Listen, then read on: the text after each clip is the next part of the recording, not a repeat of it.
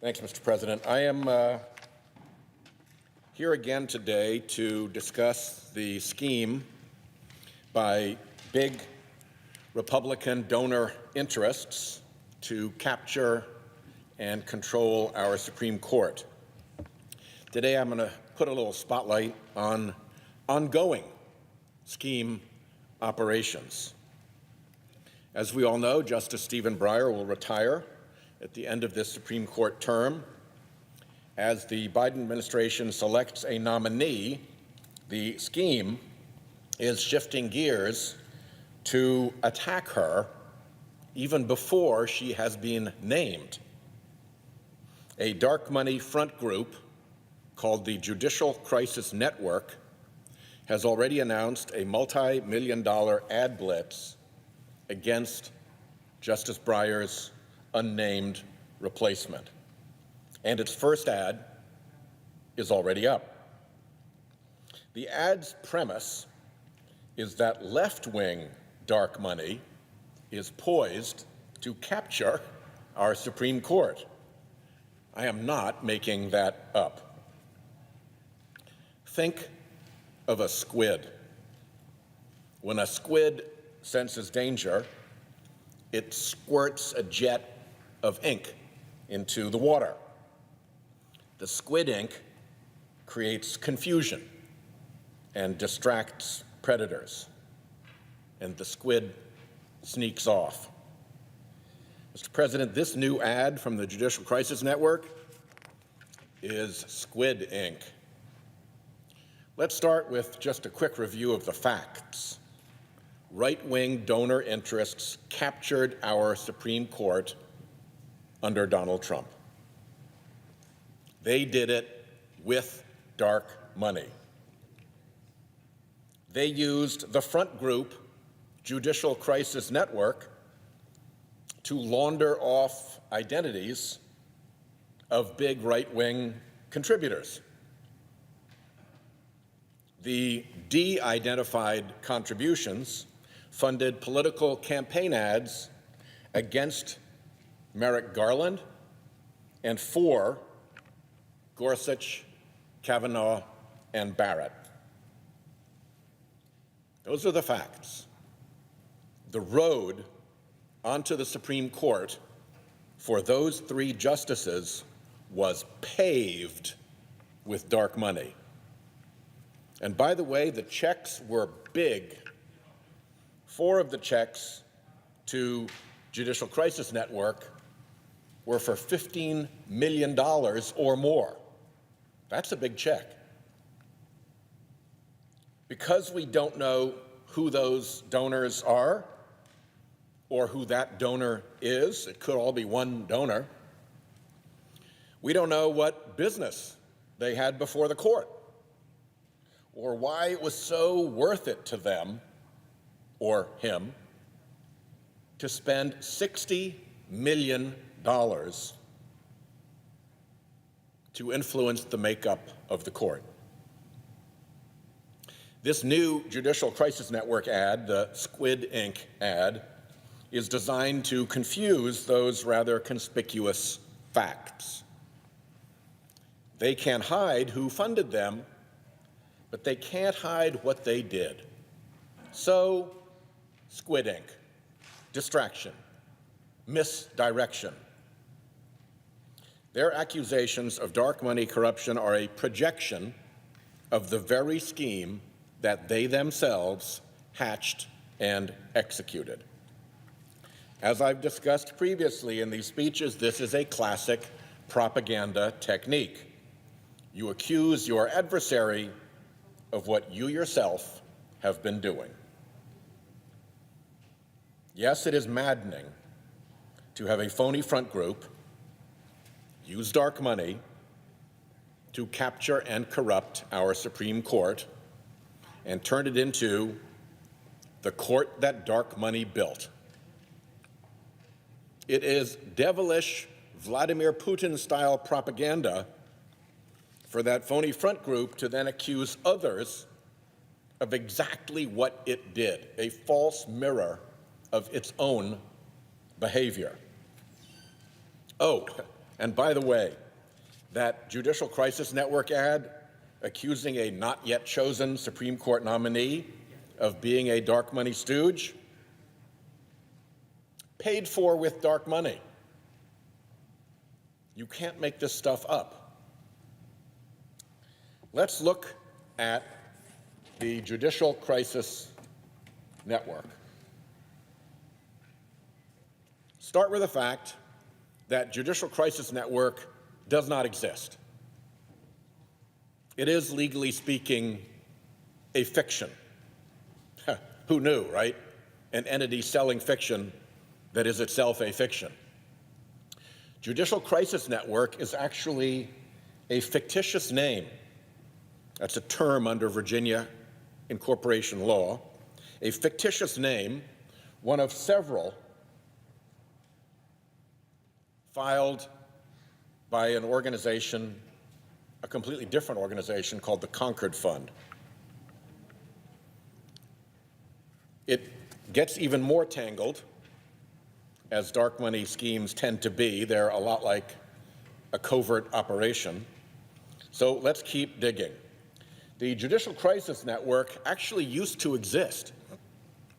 It was once the 501c4 twin of a 501c3 called the Judicial Education Project.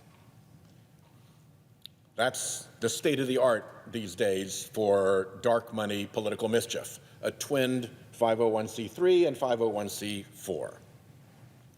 Tax records list the same address for both entities.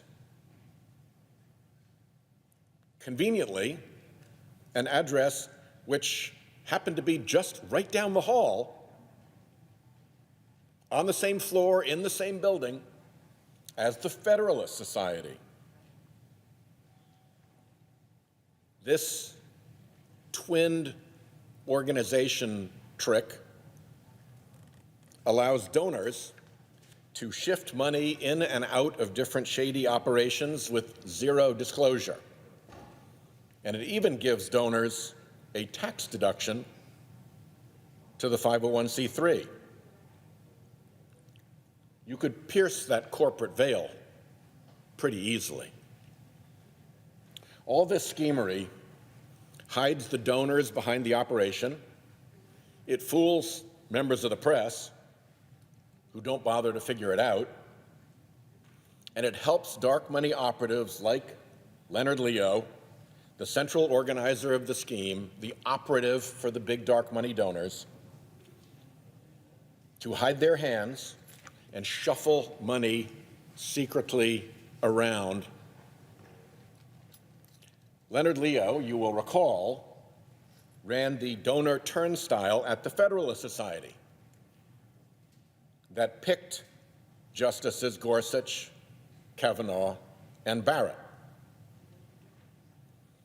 Then, at the tail end of the Trump administration, with no more Supreme Court appointments likely, Leo scuttled off to a new venture, CRC Advisors. CRC Advisors was designed, as Axios reported, to, quote, funnel big money and expertise across the conservative movement, end quote. As an aside, CRC Advisors has an affiliate called CRC Strategies, which, among other things, brought us the infamous Swift Boat campaign against John Kerry. Classy bunch. Along with the inception of CRC Advisors, Judicial Crisis Network was quietly renamed the Concord Fund. And the Judicial Education Project was quietly renamed the 85 Fund. These became the twinned 501c4 and 501c3 political mischief operation. Concord, as a 501c4, would handle attack ads and PR. 85 Fund, the 501c3, would help mask Concord's operations and donors and provide tax deductibility. So that was the original setup. the renaming. Then, these newly named groups loaded up with all these fictitious names. They filed under Virginia law for permission to operate under fictitious names. And these are the fictitious names they registered to use. First, Concord took its old name, and re-registered it as its new fictitious name. And so did 85 Fund, taking its old name, Judicial Education Project, and registering it as a fictitious name. Go figure why that was necessary. Then they stood up new voter suppression projects under other fictitious names: Honest Elections Project Action and Honest Elections Project. Those two front groups, fictitious name front groups, are part of the dark money armada, along with Heritage Action and others, through which big right-wing donors orchestrated the anti-voting laws that have spread like a virus through Republican state legislatures. That didn't just happen. That was done. And as a Heritage Action employee admitted in a leaked video, they did it quietly through sentinels. Concord also added another fictitious name, Free to Learn Action, and 85 Fund created the twin Free to Learn. These fronts are presumably to whip up the right wing about so-called critical race theory when the big donors want. Gobs of money pours into this propaganda machine. The 85 Fund's last tax filing shows $65 million in revenues, including one $48.5 million donation from a single anonymous donor. If it's the same single anonymous donor that contributed the over $15 million contributions to the Judicial Crisis Network before, that would put one donor over $100 million into this court capture scheme. And all that money for an organization with only one employee who draws a salary of over $100,000 per year. So no surprise then that the 85 Fund channels lots of money back to the CRC mothership. Its last tax filing shows over $12 million paid to Leo's CRC advisors for so-called consulting advertising services. And it distributed over $34 million to other unnamed groups, presumably in other areas of the scheme, in a big dark money shuffle. We're still waiting for Concord Fund records for the most recent tax year, but the previous year's filing proves the Axios reporting is spot on. Concord's top independent contractor is CRC Advisors, paid over $4.2 million for consulting services. It's out of this pea and shell game switcheroo